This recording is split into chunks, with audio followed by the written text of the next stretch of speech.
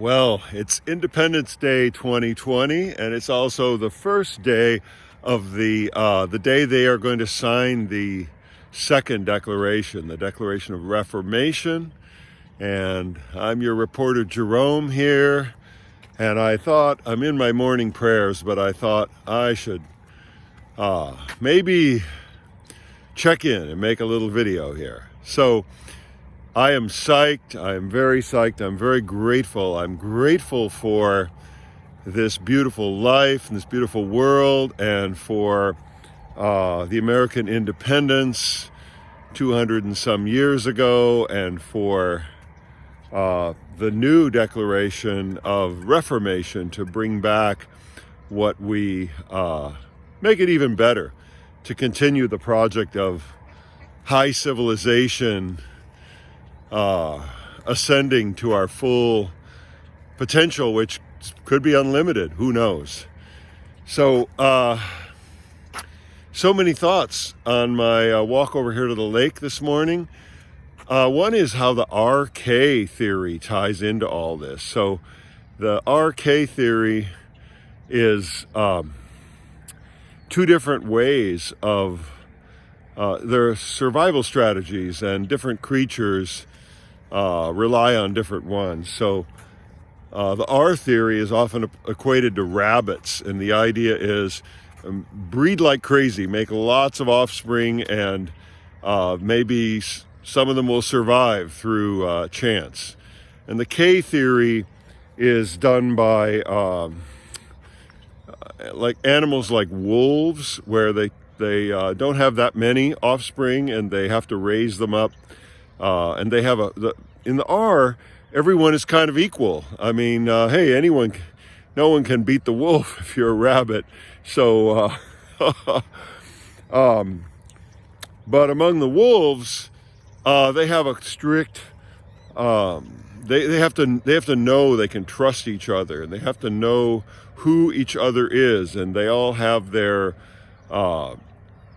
place in the hierarchy. If the wolf pack is under attack, or not under attack, let's say they have to know clearly where their territory is. They have to know if rival pack is encroaching. Who can I trust? Who can I go? Who when the after snarling, who will really fight? Who can deal with things?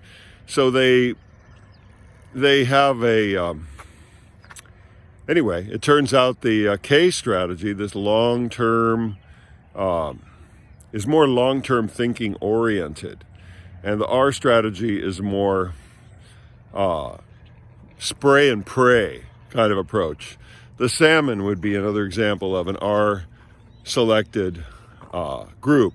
But inside humans, we have R selected and K selected. And one of my realizations the last day or two was how we right-wingers are more, and the people who made the Declaration, the people who made Western civilization, are more K-selected. We are interested in the long run, and we're willing to pay a price in the short run to get good results in the long run. Now, the left, on the other hand, is more like consume it, take it. They don't get it. Well, they do get it at their level. They're playing their strategy, which is arguably they're happy to be parasitic. That being parasitic is not only is it no shame for them, it's like they can be proud of it. In fact, I heard the story last night of a guy in India, and he was talking about how hard it is there, how it's a low trust society. It's an R selected society. And he said how he was in a restaurant. Well, first he couldn't trust his employees. He couldn't believe it. They would steal from him at any opportunity. And he was at a restaurant once, and the owner was bragging about how they stole all their ketchup from the nearby McDonald's. So the idea of a culture where you could be proud of stealing that was going to make a low trust society, and how it's very hard to generate a high trust society when you've got a lot of those low trust people among you stealing. So that's why now I'm excited, because I've realized the left and right have to separate. We can't change these other people fast enough. And in order to get to high trust society, we had to slowly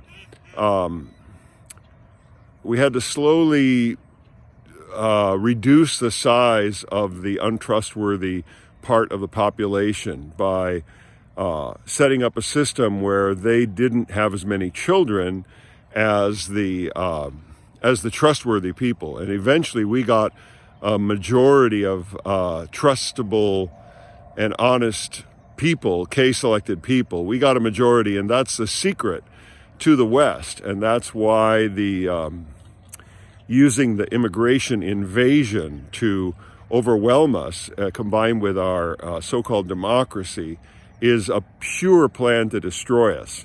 Except we woke up.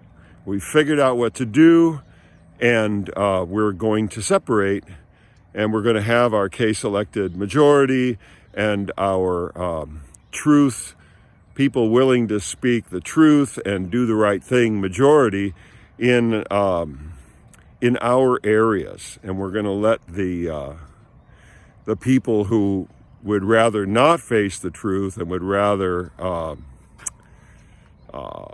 lie and parasitize on each other, we'll let them have their mouse utopias in their big cities and other places where they like to concentrate. So that's my little thought here. There's actually so much more. It's so exciting. So exciting to me, the work of the team that has figured this stuff out, really led by Kurt Doolittle. And I hope more people learn about his work, and more of you who are interested in the good, the beautiful, and the true will discover us and join us.